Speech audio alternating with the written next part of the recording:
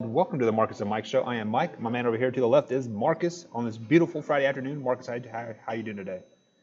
I'm doing pretty well, Michael. Really excited about tonight. Tonight's a big game. We'll get into that a little later. But yeah, I'm excited about tonight. Yeah, today's theme is going to be contenders and pretenders, and this is about the time of year where Major League Baseball teams start to clear house, and like this is where the pretenders clear out all their good guys and send them to contenders, and hopefully they get some good picks. Houston's kind of in limbo a little bit. They are definitely a contender, I think, but they did trade Dallas Kaiser to the Atlanta Braves. I believe he is making a prorated $21 million a year, so he's getting like 13 million. Like I think you as a Houston Astros fan, how do you feel about that trade for first? And is this good for the Braves? Well, yeah. He didn't resign with the Astros. They tendered him an offer, and it was like $18 million, and he refused it because he wanted to hit the free agent market. And so he's been Dallas Keuchel and Craig Kimbrel have been in limbo here because if anybody signed them before about 3 days ago, they would have had to give up compensatory draft picks, and nobody wants to give up draft picks. So Kimbrough signed with the Cubs, and then now Dallas Keuchel signed with the Atlanta Braves. I think this makes the Atlanta Braves a favorite to come out of the National League East. Um, their pitching hasn't been great. I always butcher this guy's name. Fultonowitz he was an All-Star last year for the Braves. He's not having a great year this year, but I like Mike Soroka, Julian Tehran. They have some good pitching, and the Braves have a great lineup. Freddie Freeman's one of the best hitters I've ever seen, and when you have Albies and Acuna and Swanson, and they have a really, really good lineup. Austin Riley's come into his own now for the Atlanta Braves, part of that good 2015 draft class with Alex Bregman and a bunch of other good players. So I really think this makes Keuchel he could become an ace. It's going to be interesting to see how well he performs, having that long layoff. He was also injured, so we'll see how well he performs. But Keuchel, when he's on, he's on. He's not a hard thrower, but he gets people out, and I can't wait to see if he becomes the Atlanta Braves ace, or what he does in the rotation. Because I think he'll probably start the wild card game, start game one of the playoffs. I think this makes the Braves the favorite to win the National League East this year. Yeah, and he is a former Cy Young, uh, uh, so Yes. he definitely has some gas in the tank. Like obviously, you don't always have to throw the ball hard to do well in the major leagues. Look at all the Braves pitchers from early, late '90s. Like you had John Yeah. Smoltz and Tom Glavine. None of those guys threw over like 95, but they hit the spots and they did really, really, really, really Right. well. So. Yeah, just real quick on that. It's another subject, but kind of the subject what you just brought up, though. I think that's why you can make the case for Greg Maddux being maybe the best pitcher of all time Yeah, because he played in the era where everybody was taking steroids, and he wasn't juiced. He didn't take steroids. yeah. He threw about 88, 89 miles per hour and still got all the steroids guys out. Still Yeah, had a great ERA, which is amazing to me. that So that pitching staff from the Braves and that was like from like 92 or 93 to like 97, 98. It was very, very impressive of what they did. yeah, do you think we'll ever see another 300 game winner? I think Mm, Randy Johnson was the last one, Tom Glavine.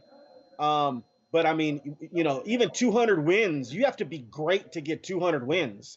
I think Kurt Schilling only ended up with like 216. Um, I mean, I don't think we'll ever see another 300 game winner. the only It, guy I it's could think of that might have a chance is the long-haired guy from San Francisco Giants. I think he's only like 24, 25 years old. okay. Syndergaard, I think his name is. I'm Oh, like, From the Mets, yeah, him. yeah, Yeah, they call him Thor, I think. yeah. Yeah, or is Um, that yeah, yeah, if yeah. he gets on a team that's not the Mets, he has a very good possibility because last year, he was the Cy Young winner for the NL or Right. for the AL, like I should say, and he only had like 7 wins. So he needs to get on a different team to help him win a little bit more, but he might be the only one that has a shot.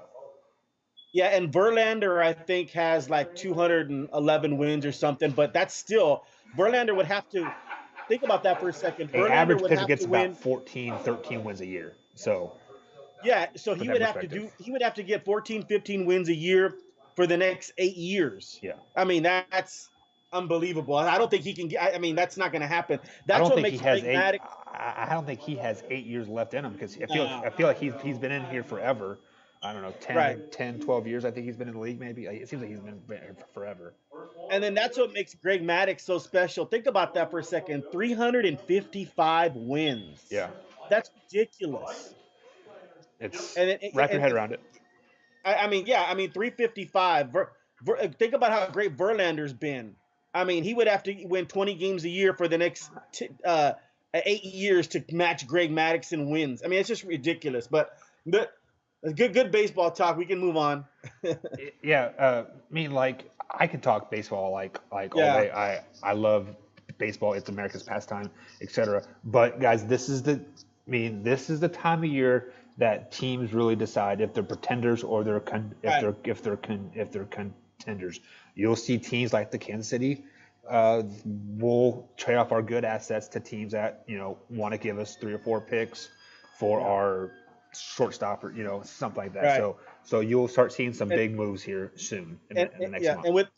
And with the Braves making this move, they feel like, just like you said, they're all in. Yeah, well, this wasn't a move to, and I'm going to be right with them. I think they're all in. I think they come out of National League East, and I think they win that division. And the Braves are in the playoffs. Yeah, I mean they are only 2 games behind the Phillies, anyways, in that conference or division. Right. However they refer it to, I can't remember for sure, but they're only 2 games behind. So I mean they're right there. So this definitely puts them over that hump. So Right. to continue our theme of contenders and pretenders, tonight is Game 4 of the NBA Finals. KD has officially been ruled out of tonight's game. Klay Thompson has been ruled in. So the first question that I have for you is: are the Raptors contenders or are they just pretenders at this point? Oh no, they're definitely contenders. I picked the Raptors to win in 7, as long as Kevin Durant didn't play. If Kevin Durant came back and played, then it's all bets are off. I mean, the Kevin Durant Golden State Warriors could beat the Michael Jordan Bulls. I'm just gonna throw that out there. They're Shots that good. fired. With Kevin Durant, I mean, dude, think about a 73-win team with those 3 or 4 as a nucleus, with Iguodala and Curry and Thompson and Green, and then you add Kevin Durant. I mean, it's kind of ridiculous. Okay, that's why LeBron didn't really stand a chance in 2017 and 2018. But without Kevin Durant, Toronto plays good enough defense to make things difficult for the Golden State Warriors. And plus, with a little bit of hobble Klay Thompson, we'll see how well he plays defense and coming off screens. I think Toronto gets this game tonight. I think they're contenders. And the thing of it is, Golden State has a better star power. Klay Thompson, Green, Curry. I get that. Iguodala is a former Olympian, All-Star, Finals MVP. They're the more star power. Former. Yeah, right. People know those names. Nobody really knows, Pascal Siakam. People tuning into the finals, they're like, who are these guys, right? Yeah, right. It's like one, but Toronto actually has a better team, Michael, 1 through 10. Like, say we started a draft, right? I even saw on their roster they have Jeremy Lin on there. You guys remember Jeremy Lin when he did the Lin Sanity, and he signed like $100 million contract. I think it was like the Rockets or somebody. He's still floating around the league, still doing good things. Yeah, he was with the Knicks with the Lin Sanity. Yeah, and he doesn't even. it was the Knicks, the Lin Sanity thing, and he doesn't even play. Yeah, he gets like a minute a game. If that. Yeah. Van Fleet would have to, his back would have to completely give out, and he does. Lin Sanity doesn't play. Jeremy Lin. So, Van Fleet took him out of there. Van Fleet's a hell of a player too. I brought that up just to show you the depth of the roster that they have. Yeah. So. Yeah, 1 through, you're right. You're 100% right. 1 through 10, Toronto's better. Now, if we had a draft and we said, okay, we're going to start a new team with Toronto, and of course, Golden State would be it would be Kawhi Leonard and the 4 Golden State players probably. Although I think I'd take Siakam, maybe over Draymond because about the age. But I'm not. But once you get through 6 through 10, it'd be all Raptors. Yeah. So Toronto probably has the Not probably. I think they do have the best roster 1 through 10. So this is no fluke here. They are not a pretender. They could get it done tonight. It's so interesting tonight. This could go a bunch of ways. Well, it could go 3 ways. That's still a bunch. You're either going to see in the fourth quarter Golden State high-fiving with 6 minutes left to go. Klay Thompson's got 30, Curry's got 40, and their series is tied 2-2, and we're on the way to the Scotia Center in Toronto to try to go up 3-2. The other way is Klay Thompson's running around hobbled. They're trying their best out, but Toronto's playing great defense. Toronto's making shots, and Toronto is high-fiving in the fourth quarter with a few minutes left to go, saying, okay, we took a commanding 3-1 lead, and now we're headed back to our place, the Scotia Center, and in Toronto, and we'll see if we can win this series in 5, which is amazing. Nobody had that, not even me, and I love Toronto. Or this is the third thing that can happen.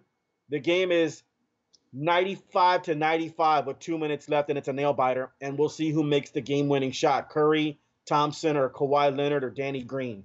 Which way do you think it's going to go? You see a Toronto take a commanding lead, kind of blowout? Do you see Golden State taking a blowout? Or do you see this thing nail biter, 3 minutes left, and let's see who makes the big shot? I think with the addition of Klay Thompson tonight, if he's anywhere 80% above as far as his his health wise goes, I'm going to pick a close game. I think this is kind of a must situation for Golden State right now. I think because you cannot go down 3-1 to any team and expect to win 3 straight games to win this series, especially a Game 7 in Toronto. So Golden State is they're in a must-win situation right now. A Klay Thompson 80% or better, let's say 75 to 95% Klay Thompson, it is going to be a close game. If Klay Thompson is 100% like he says he is, which I doubt he is, it will be a Golden State win by 10 or 12 points. But I'm predicting Klay Thompson only being like 80% healthy, and it is going to be a close game, a last-second shot. It's going to surprise you who the game-winning shot is. Let's say it's going to go to AI. Andre Iguodala, he will get the game-winning shot again, like he did in Game 2. Well, no, I mean that's not necessarily surprising because Iguodala's hit big shots his whole career. Yeah, people are comparing him to Robert Horry. I think that's a little stretch. I think Robert Horry had a lot more game winners and game shots, but Iguodala's in that area. They feel confident. He feels confident with the game on the line and him shooting the shot. There's a reason why they signed him. Yeah, Danny Green is the same thing. Danny Green's not a great player, really good defensive player, but Danny Green hits a lot of big shots. I could see the ball falling to him or Fred VanVleet with 20 seconds left, and they're having to hit a 3-pointer or a long 20-foot jumper to win the game. Mm-hmm. And this on a little side note, Danny Green is 2 3-pointers away from passing up Derek Fisher and Kobe Bryant for like 6 all-time NBA Finals 3-point list. I think that's pretty impressive, man. Danny Green, this is his 3rd Finals, and he's climbing up that 3-point list in the Finals. But I mean, anybody could hit this shot. I mean, look, Steve Kerr hit big shots for the Bulls. Michael Jordan didn't always hit the game winner. Right. John Paxson hit the game-winning shot to win at Finals when Jordan and Pippen swung the ball around to him. I mean, the other people, Ray Allen shot. God, that haunts me for a while, but I was a little more upset before the Ray Allen shot. So the Ray Allen shot bothers me, but so many things had to happen for that even to get. It's almost like a fluke. But right. I mean, other people hit big shots, not necessarily just the star players. So yeah, you're 100% right. I mean, it could be VanVleet, could be Danny Green, could be Andre Iguodala, but we'll see tonight. Tonight's game is, man, this series is really must-see TV. Yeah. Great defense versus the Warriors, and the Warriors, like I said before this series, they haven't seen great defense like this in their 5-year run. Yeah, and I said it when the Golden State was kind of they swept. Forget who they even played now. Portland, and I said this is going to be an easy series for them. But we're seeing what happens when you screw around in the first round and you play 6 games that you shouldn't be, or those 2 extra games that you shouldn't play. Right. Injuries happen, and that's exactly when KD got he put too much stress on his leg, and it's showing now, and it's catching up to them, and this is a complete opposite series of like what I like initially thought, 3 weeks ago. So I So do, I got Toronto. Yeah, yeah, go ahead. yeah. I have Golden State winning tonight in a close one, 3 less points. So let's say Cool. Okay. let's say a 2 point win by Golden State, 115-113. I think it's low scoring than that. I think Toronto wins 100-98 on a Fred VanVleet game winner. And my player to watch is Siakam. He's been a little up and down, but he's playing Draymond Green, who's a pretty good defender. Right. He had a great first game, so second game, then came back with a really good third game. I mean, it's almost like it's weird. It's almost like they go as Siakam goes, not Kawhi Leonard, Yeah. because that Siakam Draymond Green matchup is one I want to watch, because here you have Siakam, is a couple inches taller, more athletic, and Draymond Green is just 6'7" hard nosed player, almost like a poor man's LeBron James, running around getting everybody involved. Siakam has to stop that crap. I wish I could give Siakam a pep talk before the game. Like, dude, Draymond Green's 6'7", he can't jump, and he's always out of shape. Do not let this guy beat you tonight. Right. My player to watch is going to be Klay Thompson. I'm kind of curious of if he's going to favor that leg any, or if he's going to have confidence in himself to be the player that he normally is. So probably that first 5 or 6 minutes of the first quarter, really watch for him, see what kind of groove he is in, see what kind of confidence like he is, and that will tell you the outcome of the game in the first 5 minutes. So let's 100% switch gears over here to the NFL. Carson Wentz did sign a $100 million contract with the Eagles, the fourth $100 million player contract signed in the NFL history here. Just to take some worth know the sites here, Tom Brady is the 18th highest paid player in the NFL, and Carson Wentz is making more money than he is. So first of all, what are your thoughts on this? Yeah. Well, not just Carson Wentz. There's 17 quarterbacks making more than Tom Brady, which is absolutely egregious, atrocious, whatever shush you want to throw out there. And really quick on a side note, I saw Tom Brady was working out with N'Keal Harry, their first-round pick, Arizona State. Watch out, people. N'Keal Harry, I think I'm going to make a prediction right now, gets 10 touchdowns. First-round draft pick, 6'2.5", out of Arizona State. Tom Brady's new toy. I believe you said that when they first got in draft, like that very next show. Yeah. You said, watch out for this guy. So and they're working out together. So that's good. Tom Brady's on it. The fact that Tom Brady's the 18th highest paid quarterback is kind of, it's not just atrocious and agree. It's weird. It's flat out weird. Well, listen. Before you start your little rant there, let me weigh in on some insights. NFL does have a salary cap, and they do have to keep that salary cap. So if you want to win championships, sometimes you have to be, I'm going to take a little bit less money. We're going to bring in some more players, because think about this: Russell and the Seahawks, he's making what, $106 million dollars.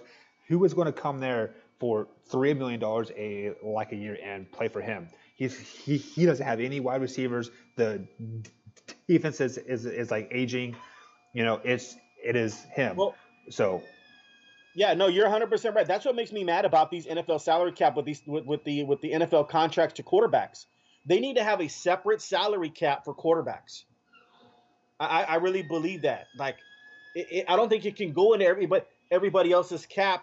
Carson Wentz is making $128 million over the next 4 years. That's $32 million a year. That's borderline ridiculous when you have a hard salary cap.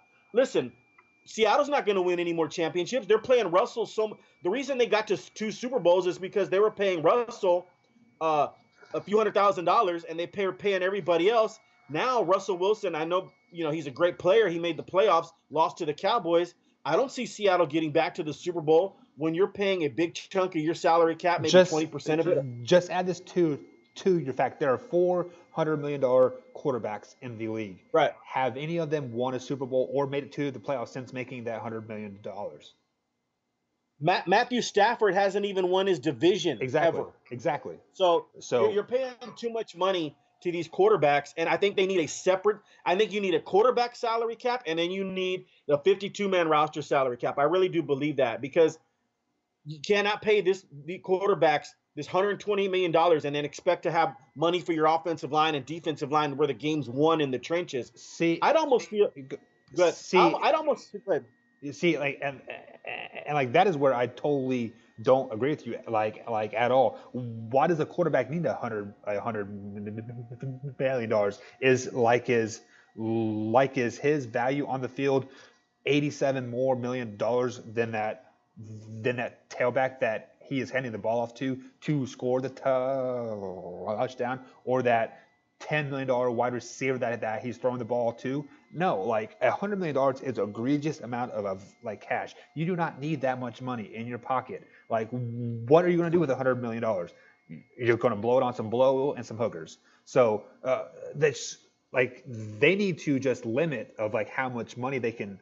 They almost need like a max, like a max yearly contract that they can sign. Well, no, I mean the quarterback is more important. Let's just be honest, Michael, than the receiver and the running back. A quarterback can throw it 85 yards, but if a wide receiver isn't there to catch the ball. Well, I understand all that, but I mean, I understand, but like, there's a reason those guys get paid more. Just like DeMarcus Lawrence, the defensive ends get paid a lot of money too. Right. They put the other quarterback on their butt. I mean, that's why they're going to get the money. I kind of get all that. I mean, going to Carson Wentz a little bit. Yeah, going to Carson Wentz a little bit. He's making. I mean, I'd almost, the guy can't stay healthy. He's missed 13 games in his career, including the playoffs. Man, I'd almost feel guilty making $32 million a year, and I haven't finished the final 2 seasons. Has he played a full season since he's been in the NFL? I mean, he may have his rookie year, but then he wasn't that great. He wasn't Dak Prescott his rookie year. I can tell you that. So yeah, I mean, I come from old school, man. Steve Young used to give his game checks back because he didn't play. Really? Like. Yeah, I mean that's that's my attitude type. I'm old school like that. I would love to ask Steve Young, how would you like to get $132 million, right? Come into the locker room and see all these players, and you've been hurt the past 2 years. I'd feel kind of funny, to be honest. I'd be like, dang, I better earn this. I better live up to this. They're paying him for something he hasn't even done yet. But yeah, it's just an amazing contract. 32 million, 128. And I think they were saying with incentives, it could go to 170 million. Really? Which is absolutely amazing. Especially since he really hasn't done anything. Like, he didn't win their Super Bowl. No, like he got him there, I guess. Like you can say in theory, but he didn't win them. Right. If Carson Wentz plays another 10 years and is a really, is a 5-time Pro Bowler, and the Eagles never make it back to the Super Bowl, like nobody in the history of football. Carson Wentz will have a ring. Yeah, he will. Yeah, he will get a ring. But nobody will say that's the Super Bowl quarterback. So, yeah, he knows that. And that's it. And he's got a lot of pressure on him to live up to this contract. He can't even stay healthy. Well, as a Cowboys fan, I'm glad he signed that $160 million contract or however much it was, because Eagles don't have no more money to sign any good guys to put around him. Just you guys can just go ahead and put 2 wins in the Cowboys column every year for the next 10 years. And then to prove your point, they couldn't pay the backup. Yeah. So Nick Foles is in Jacksonville. So now what happens when Carson Wentz gets hurt? Your season's done. Yeah, they got Chase Daniels, I think, or something. I don't know where Chase Daniels is at now, but it wouldn't matter if they brought Vinny Testaverde back, from 70 years old. They're not going to win without Carson Wentz because there's no more Nick Foles, and so so they didn't have enough money to pay Nick Foles, and part of that is Nick Foles wanted to he wants to be his own team, he wants to have his own team, and I fully get that, and there's actually not a better place to go than Jacksonville for Nick Foles, to be honest. That's a great situation he has. That's another conversation.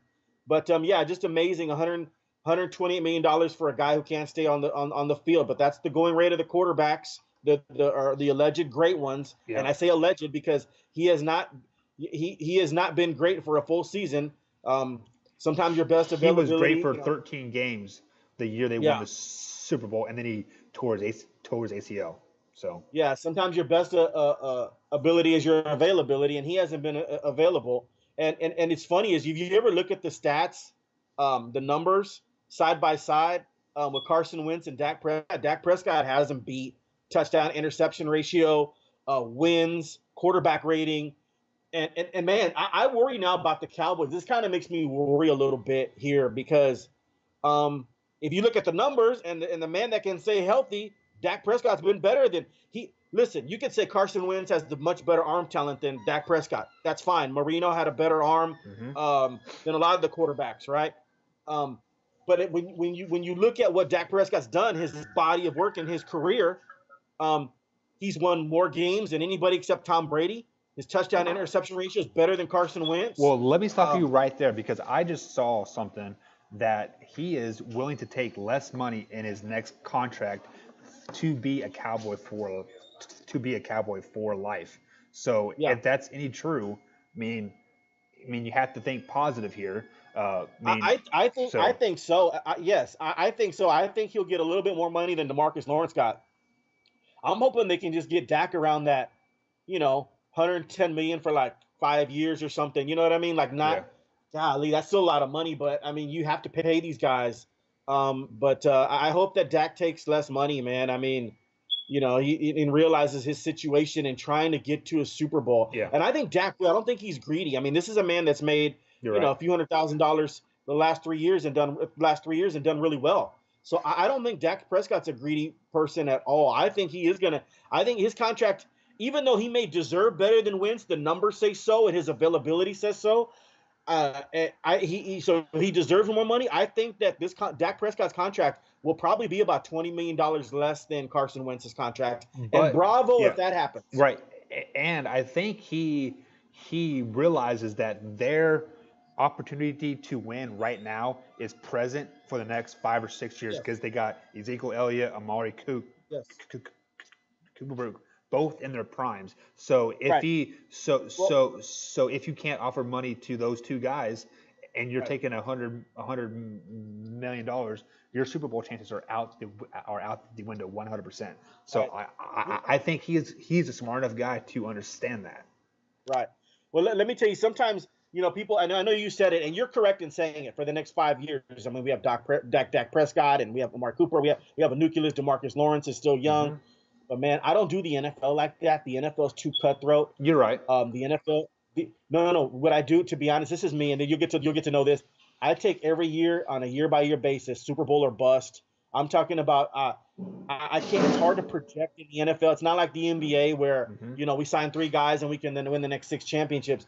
Man, the NFL is absolutely nuts. Like, you better try to win this year. You're right. You better try to win. You can go from worst to first in the NFL. There is no like, oh well, when Dak is 30, we're still going to be. I have no idea. Yeah. So in other words, next year Dallas really has no weaknesses with Jason Witten coming back and the draft they had and the signing of Randall Cobb and other players getting DeMarcus Lawrence under contract. I like the Christian Covington signing, a defensive tackle. Dallas really is made to win the Super Bowl this year. They are. They can get it done this year. So I take this on a year-by-year basis, and Dallas doesn't have any weakness. Well, I worry about the future years after. We'll worry about that in January and February. Mm-hmm. But I'm not saying your assessment is not correct. For the next 5 years, you have Dak Prescott. You have a young nucleus. You will have a chance, but I just do it kind of year-by-year basis. Yeah, you are 100% right on that. And just to add to the weakness point there, the weakest part of the team is a strong safety spot, or the safeties in general spot. Yeah. And honestly, Heath is probably still better than half of the league. He's still a pretty solid at his spot. I mean, like, he is not above the 50%, but he's not very much lower than that either. So I would take that over, a lot of the other secondaries. Yeah, and Xavier Woods is coming into his own. I can't wait to see how he progresses. And then they signed George Iloka from the I keep on saying the Bengals because he played his whole career with the Bengals, and he signed with the Vikings. I think they signed George to push Heath a little bit. I think George is going to start. I think Heath is still probably make the team, but they didn't sign George Iloka just for fun. I think they want him to supplant Heath and push Heath, and I think that's a good possibility. So, I mean, yeah, you're right. If the one weakness is that safety position for the Cowboys, that might be. Mm-hmm. Jordan Lewis also, I think, can play the safety. You can move Byron Jones back to safety. I think Dallas has enough good young quarters with Chidobe and um, oh my God, I'm forgetting names here, but yeah, they have good enough corners. Brown's a good corner. Um, so yeah, we'll see what happens. Anthony Brown, it's the name I was forgetting. Um, so you could move. There's a lot of flexibility there. There's a lot of corners. Like I mentioned, Jordan Lewis can play safety or corner. Um, so we'll see what happens. But yeah, you're right. I mean, if you had to point to a weakness, it might be Xavier Woods and George Iloka and Jeff Heath at the safeties. That might be the only weakness. You're right. Right. And speaking of Super Bowls, Le'Veon Bell did finally get in a Jets uniform. He does look; those helmets look pretty nice. Like I really like the Jets helmets. That's the only thing nice about the Jets right now. Right. But Le'Veon Bell is talking Super Bowl for New York Jets about Oh my goodness. bringing a championship to New York and his team and yada yada yada. Um, Jets haven't won a Super Bowl in 48 or 49 years. Yeah. Just thrown out there. 1969. Yeah. You guys need to worry about beating the Patriots before, or Yeah. just winning your division in general before you talk about winning a Super Bowl.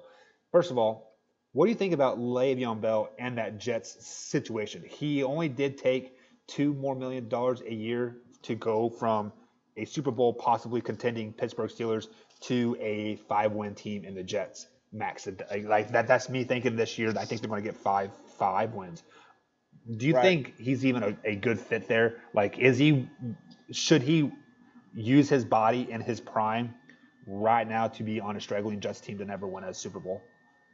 Well, look, I think it's a really good fit. I think Sam Darnold, the young quarterback, needs a Le'Veon Bell, and I was shocked that he looked in great shape. To be honest, he looked fabulous. Yes. Now we'll see. He's a 17-month layoff, so we'll see how fabulous he looks. Because there's nothing more than you have to be in game shape. You can do all the running and running on the beach and running everywhere, but football, you're getting hit, and the stamina issue. I mean, he might get 15 carries that first game, and then he'll tap his helmet ready to come out of there. I think it's. Listen. The Jets are not going to win any Super Bowl. They're not going to win one with Le'Veon Bell. I seriously doubt it. A lot of things would have to happen. I mean, this is the NFL, though. I mean, anybody can win this thing. You can go from worst to first. You can if Tom Brady falls off the cliff this year finally. But we'll see what happens. I like the Jets nucleus. But that being said, I mean, they're not winning. Listen, they win 7 games. I mean, you can throw a parade. They win 8 games. I if I was the mayor, I'd throw a parade. But they've got a good nucleus. I like Leonard Williams, their defensive stud, and the defensive line there. They have some decent receivers, Robbie Anderson and Anukwa. And I really like Sam Darnold. I really do. And then giving him Le'Veon Bell, that's a pretty good thing there. But they're not winning anything. Like, they go to 7 games. Like I said, they win 8 games, throw a parade. And real quick, I don't know if you heard about the Le'Veon Bell situation. While he's at practice, he has 2 girlfriends at his apartment, and they stole $550,000 worth of jewelry of his. And so when he got there, when he got home, the jewelry's gone and his 2 girlfriends are gone.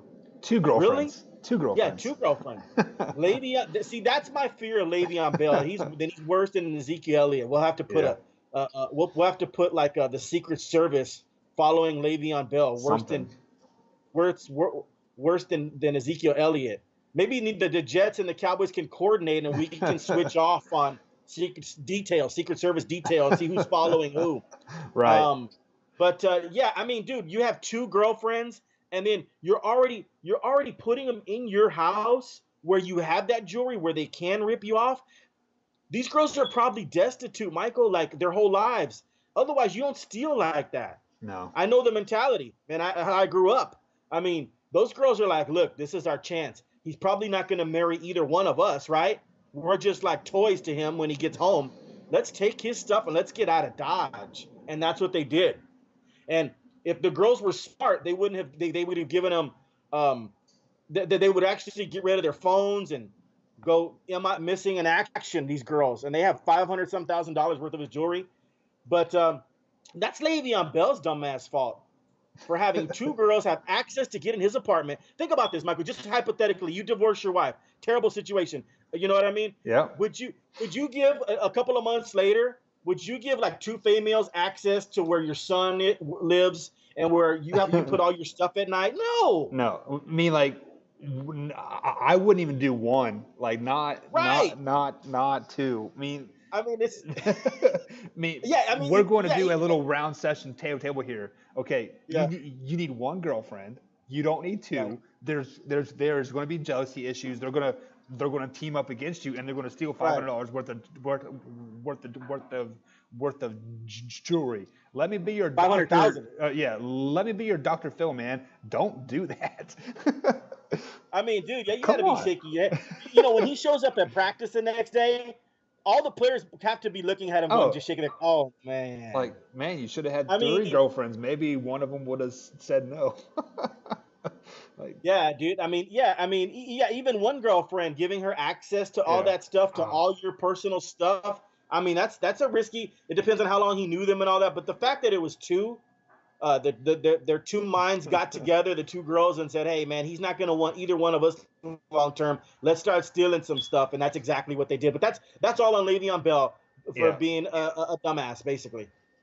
You know, if he was in Steelers, he probably wouldn't have that issue because there's not that many good girls floating Oh, they're around not. Yeah, New Pittsburgh. York, New York, New York. It was better pickings there, right? There's probably Right, 4 million right, girls in New York to right. choose from. So he couldn't go home with one. He chose two. Exactly. But 2 plus 1 equals 3 weeks, and that's exactly how far the NBA draft is, 3 weeks away.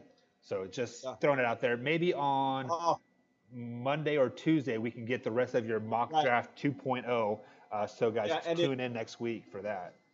and then Atlanta acquired another first round pick. They had the 8th pick, the 10th pick, and now they have the 18th pick There you guys because go. they gave Torian Prince up, which is I think Torian Prince is a hell of a player to give him up. They got back Alan Crabb.